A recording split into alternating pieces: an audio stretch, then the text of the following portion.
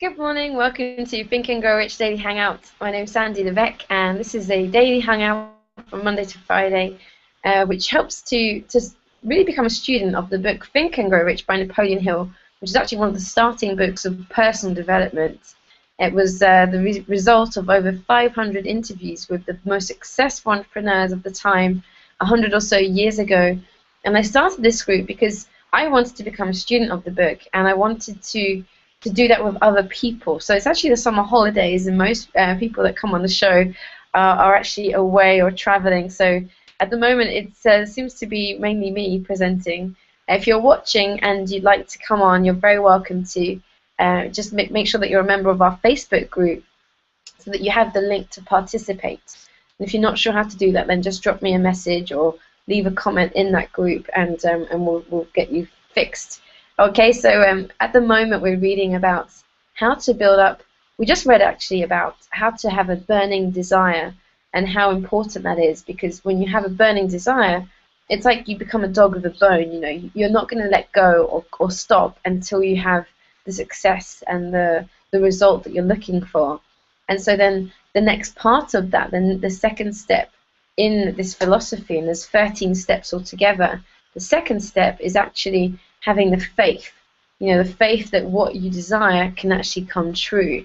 And so yesterday we read about autosuggestion and so repeatedly saying things to your brain so that your brain starts to influence your subconscious, which is actually where most of our daily life and our decisions come from without us realizing, because we only, we've received between, I think, 4 and 6 million pieces of information a day, and we're only consciously aware of about 2 million of them, and 2/3 of it is just happening underneath the radar.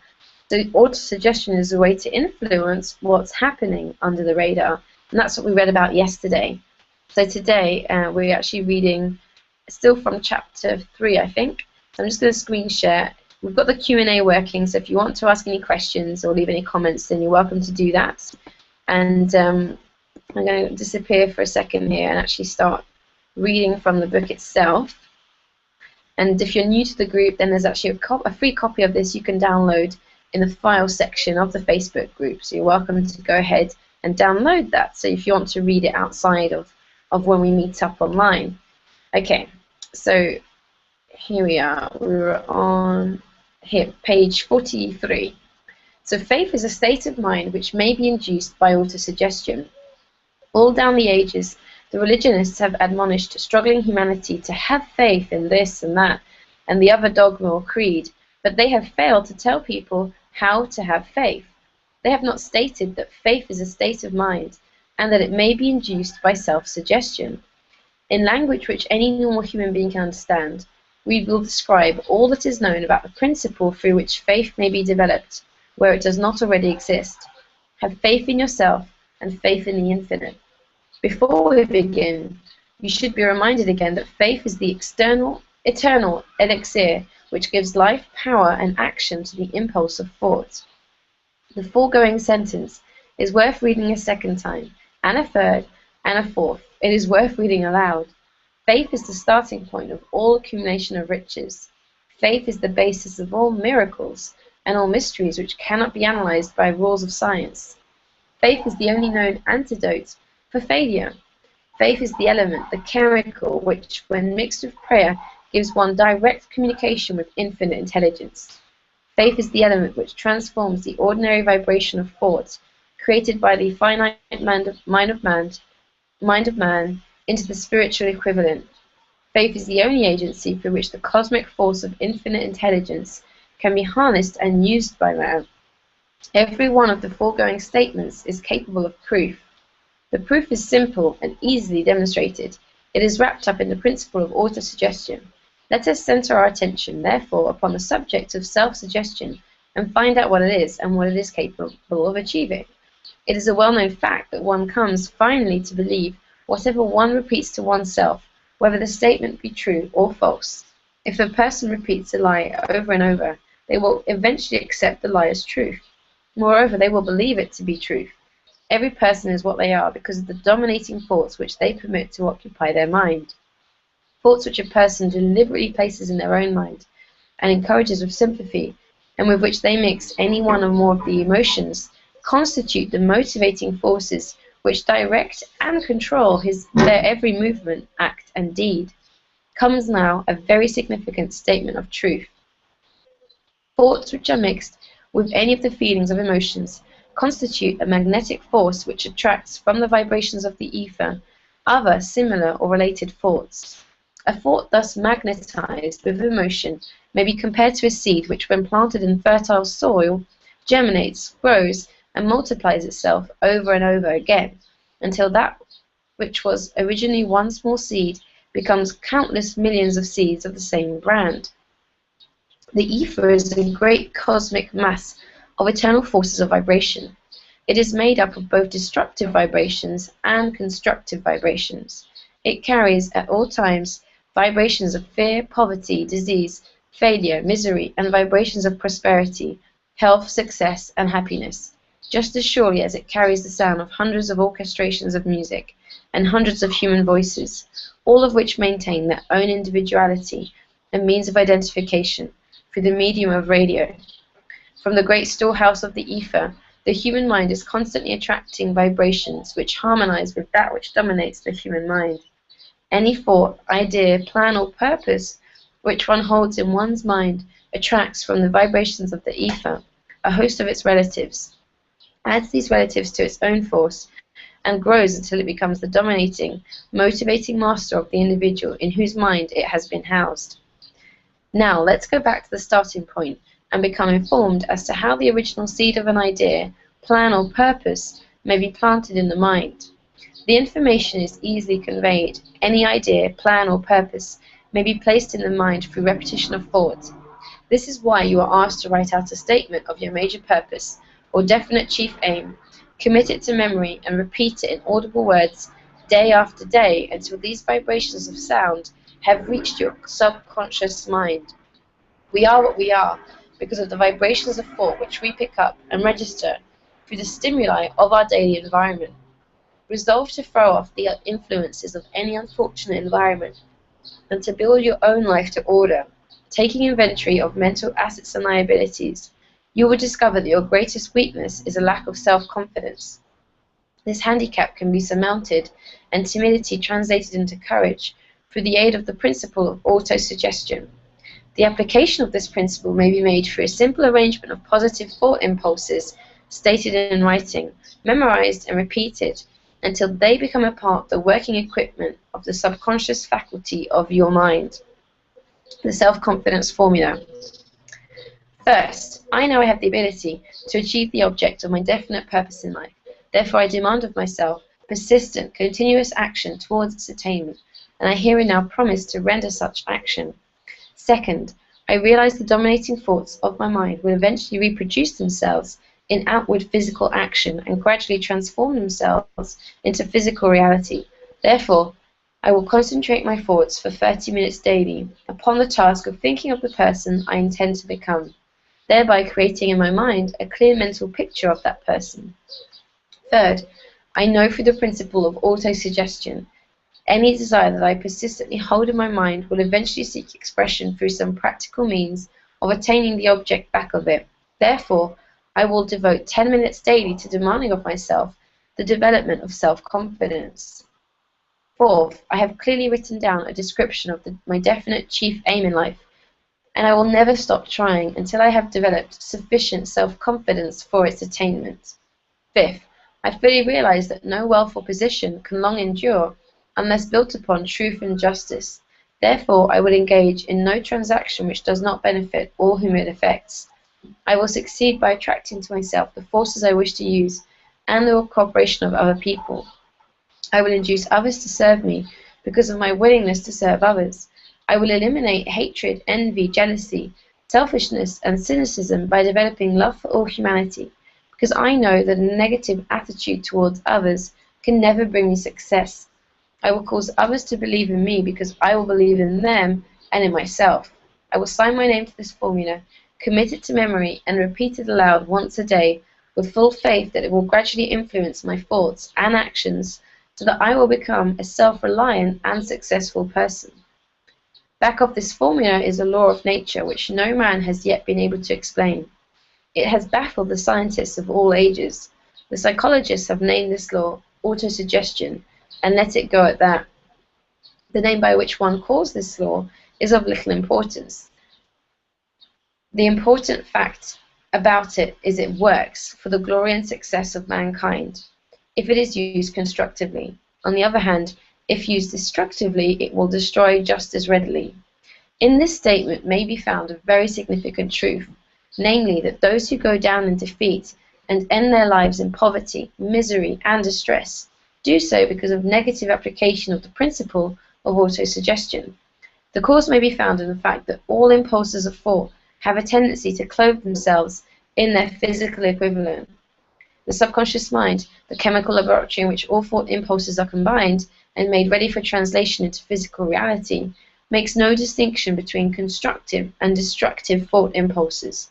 It works with the material we feed it through our thought impulses. The subconscious mind will translate into reality a thought driven by fear just as readily as it will translate into reality a thought driven by courage or faith. The pages of medical history are rich with illustrations of cases of suggestive suicide. A man may commit suicide through negative suggestion, just as effectively as by any other means. In a Midwestern city, a man by the name of Joseph Grant, a bank official, borrowed a large sum of the bank's money without the consent of the directors. He lost the money through gambling. One afternoon, the bank examiner came and began to check the accounts.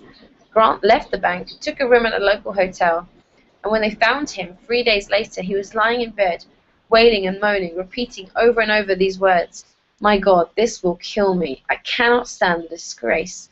In a short time, he was dead. The doctors pronounced the case one of mental suicide. Just as electricity will turn the wheels of industry and render useful service if used constructively, will snuff out life if used wrongly, so will the law of autosuggestion lead you to peace and prosperity, or down into the valley of misery, failure, and death, according to your degree of understanding and application of it. If you fill your mind with fear, doubt, and unbelief in your ability to connect with and use the forces of infinite intelligence, the law of autosuggestion will take this spirit of unbelief and use it as a pattern by which your subconscious mind will translate it into its physical equivalent. This statement is as true as the statement that 2 and 2 are 4. Like the wind which carries one ship east and another west, the law of autosuggestion will lift you up or pull you down, according to the way you set your sails of thought. The law of autosuggestion, through which any person may rise to altitudes of achievement which stagger the imagination, is well described in the following verse. If you think you are beaten, you are. If you think you dare not, you don't. If you like to win but you think you can't, it is almost certain you won't. If you think you'll lose, you're lost. For out of the world we find, success begins with a fellow's will. It's all in the state of mind. If you think you are outclassed, you are. If you've got to think high to rise. You've got to be sure of yourself before you can ever win a prize. Life's battle don't always go to the stronger or faster man, but sooner or later the man who wins is the man who thinks he can. Observe the words which have been emphasized, and you will catch the deep meaning which the poet had in mind. Somewhere in your makeup, perhaps in the cells of your brain, there lies sleeping the seed of achievement which, if aroused and put into action, would carry you to heights such as you may never have hoped to attain.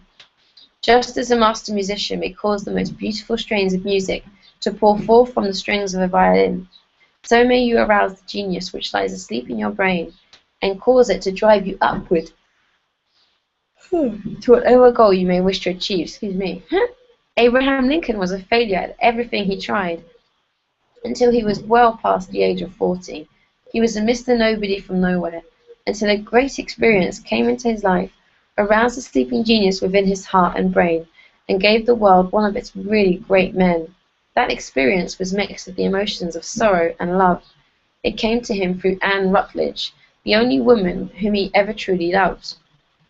It is a known fact that the emotion of love is closely akin to the state of mind known as faith, and for this reason that love comes very near to translating one's thought impulses into their spiritual equivalent. During his work of research, The author discovered from the analysis of the life work and achievements of hundreds of men of outstanding accomplishment that there was the influence of a woman's love back of nearly every one of them. The emotion of love in the human heart and brain creates a favorable field of magnetic attraction, which causes an influx of the finer and higher vibrations which are afloat in the ether. If you wish evidence of the power of faith, study the achievements of men and women who have employed it. At the head of this list comes the Nazarene. Christianity is the single greatest force which influences the minds of men. The basis of Christianity is faith. No matter how many people may have perverted or misinterpreted the meaning of this great force, and no matter how many dogmas and creeds have been created in its name, which do not reflect its tenets, the sum and substance of the teachings and the achievements of Christ, which may have been interpreted as miracles, were nothing more or less than faith. If there are any such phenomena as miracles, they are produced only through the state of mind known as faith. Some teachers of religion, and many who call themselves Christians, neither understand nor practice faith. Let us consider the power of faith, as it is now being demonstrated by a man who is well known to all of civilization, Mahatma Gandhi of India. In this man, the world has one of the most astounding examples known to civilization of the possibilities of faith. Gandhi wields more potential power than any man living at this time, and this despite the fact that he has none of the orthodox tools of power, such as money, battleships, soldiers, and materials of warfare. Gandhi has no money, he has no home, nor does he own a suit of clothes, but he does have power. How does he come by that power? He created it out of his understanding of the principle of faith, and through his ability to transplant that faith into the minds of 200 million people. Gandhi has accomplished, through the influence of faith, that which the strongest military power on earth could not, and never will accomplish, through soldiers and military equipment. He has accomplished the astounding feat of influencing 200 million minds to coalesce and move in unison, as a single mind. What other force on earth, except faith, could do as much? There will come a day when employees, as well as employers, will discover the possibilities of faith. That day is dawning. The whole world has had ample opportunity during the recent business depression to witness what the lack of faith will do to business. Surely civilization has produced a sufficient number of intelligent human beings to make use of this great lesson, which the depression has taught the world. During this depression, the world had evidence in abundance that widespread fear will paralyze the wheels of industry and business.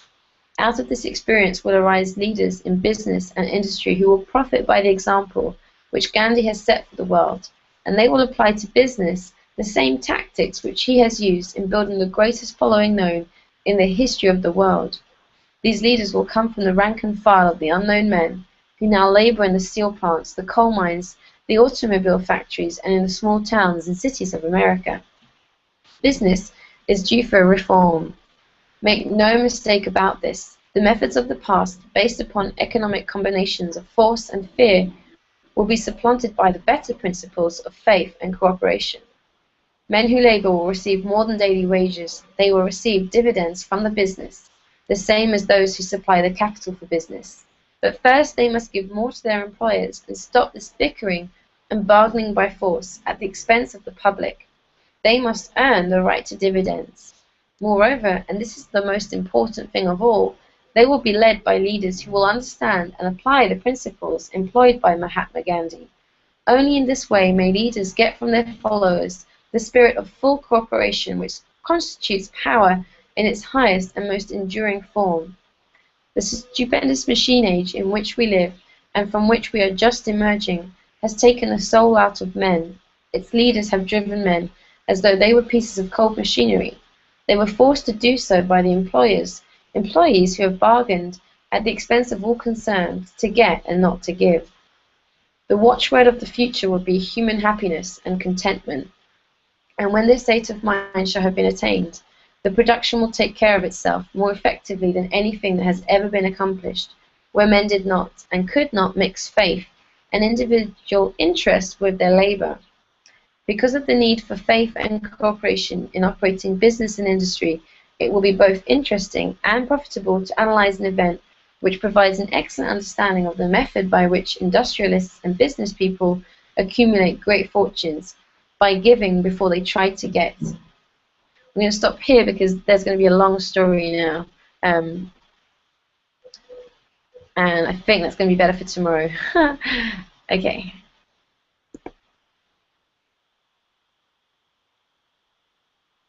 Okay. Cool. So we just read about mixing faith with desire and autosuggestion, and actually the self-confidence formula, which he shares there and suggests that people read out loud once a day. I hadn't ever done that before. In fact, I just didn't really feel like it was going to be useful. And I was at an event recently in Charlotte in America, and one of the speakers who was sharing how he'd become very successful. He's now, I think he's made nearly $500,000 in the past couple of years through online network marketing. But he started his business when he was living in a trailer van and extremely broke, and facing massive medical bills for his children, really struggling. And he actually sort of had a moment where you might have heard me talk about this before, but he basically had just found out that his son needed an operation. It was going to cost $51,000. He had barely, $100 in his bank account. He was just feeling very desperate, and just went outside and dropped to his knees and prayed to God and asked for help. And the sense that he got was he had to become a student of this book, which is what he did. And that was about 9 years ago. And today, as I said, he's become a very successful, big leader. And so he was speaking and sharing the story, and it was making me cry when I was listening to it. And then he asked, how many of you have read the book? And loads of us raised our hands. And then he said, how many of you do the self-confidence formula and know your definite chief aim? And 2 people in the room raised their hands. 2 people. And he actually began reciting it, his. And in that moment, I decided, oh my goodness, I'm not going to be one of those people that's not really taking any action with this. I'm actually going to memorize it and be like this guy. And so the thing is that inspired me was he shared how when he was becoming a student of it, he would every night before going to bed, he would go walk outside. Obviously, he lived in a trailer van, so it was quite easy. He'd walk outside and he would recite his definite chief aim, the self-confidence formula, underneath the stars, and he would just ask for help in making it happen. He said that the more he did this, the more he developed faith that it would actually happen. And that's what I wanted to share with you, is that this is a real-life example. I've met him, I've hugged him, I've spoken to him. It's not, I'm not making this up. This is a real guy. And I actually came across him when I saw a video of his on Facebook of he had just paid for his house and made the last payment. So he didn't have a mortgage anymore. And he was crying like a child in this video because he had dreamt of having his own house and not having to live in a trailer for so many years. And that video, it was just so beautiful. And so I've sort of followed him ever since then. And he shared how reading that statement, it's weird that something simple like that could have such an effect. But it really does. I've been doing it now for the last month, and I already feel a much stronger connection to everything, to my targets. And in the beginning, it's a bit annoying. You might feel like, oh, I don't want to read it again, or it feels a bit like a chore. To be honest, that's how I felt it felt. But after a while, you realize, actually, this is going to help me become a millionaire. This is going to help me, create what I want to create in my life and in the world. And it starts to take on a different sort of energy. It doesn't become a chore anymore. It's more like, like an athlete doing press-ups or getting fit for a race. It feels like that to me. It's like part of the things I do to get my mindset where it needs to be so that I can achieve the things I want to achieve. So I wanted to pass that on to you. And the second thing I wanted to just quickly share before finishing is from Bob Proctor, who is actually another student of this book. He also reads it daily, has done for the last 50 years. And if you don't know who Bob Proctor is, I'm pretty sure you do, but he's a big personal development speaker, helped a lot of people. And he has a book called You Were Born Rich. And there's a chapter in that book, which I'm actually going to reread as soon as I've finished here. It's called The Image Maker, I think. But it's basically about a sales guy who came to one of Bob's seminars and was really just so inspired during the seminar. He came up to Bob at the end and said, "Can I talk to you? I really need to speak to you." And a lot of people say this to Bob after his seminars. And so he was like, "Well, I'm really busy. I'm actually leaving tomorrow morning." But the guy was so insistent and had this steely determination in his eyes that Bob Proctor said, "Well, meet me for breakfast tomorrow morning, and we can talk then." So they met for breakfast, and this guy told Bob that his problem was he was like a sales manager, an insurance sales manager for a big company, I think Prudential, in America, and he managed an office, and he wanted to make this office be in the top 100 of the whole company across the states, and they have hundreds and hundreds of these offices. But at the moment, his team was somewhere like 200 or 300, and he just couldn't seem to get them up into that top 100. And Bob said to him, he said that as soon as he was listening to him talk, he saw the problem instantly. And he said to this guy, "Well, the problem is that right now, you don't see yourself as one of the top 100. You see yourself as one of the bottom 300 who's trying to get into the top 100. He says you've got to start thinking of yourself and imagining yourself already in that top 100. Do whatever you can to do that, because you'll see it will make things happen a lot quicker." And this guy was like, "Really?" But he went to more seminars with Bob. I think he like followed him around for a month or something, took notes. But this was the major piece of advice that Bob Proctor gave him. And he started doing it and imagining that he was already in that top 100, imagining that he was, talking as if he was already the top 100. And his staff started to behave differently. And within a short amount of time, I think 6 months, he hit the top 100. And I think you probably guessed that before I even said it.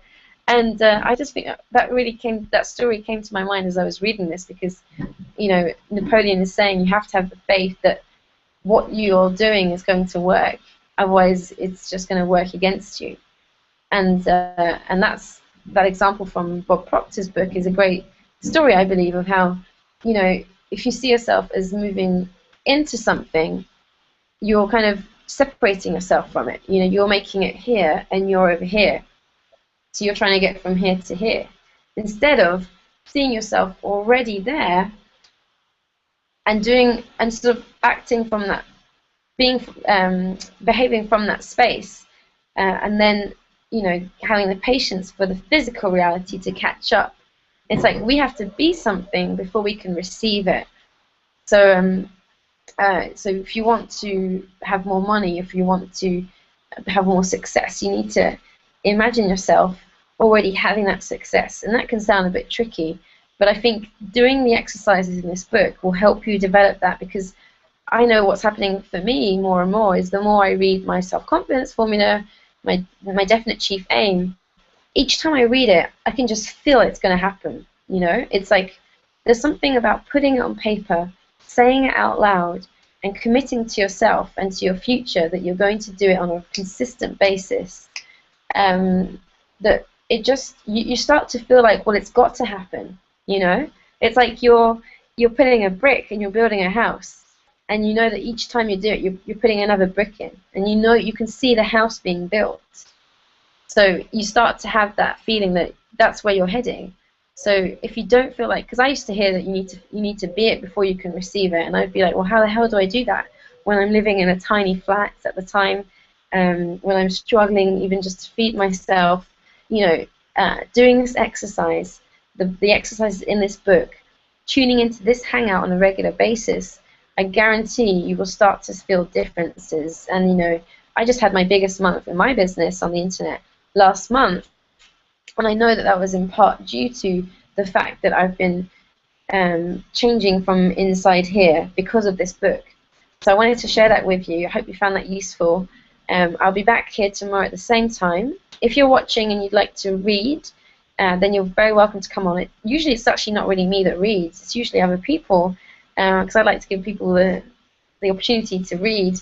But because a lot of people are on holiday and vacation, it's just me. So you're having to listen to my voice more than usual. But I'd love for you to come on if you're watching, and don't be shy, because I know there's quite a few people watching actually. So again, don't feel like you have to.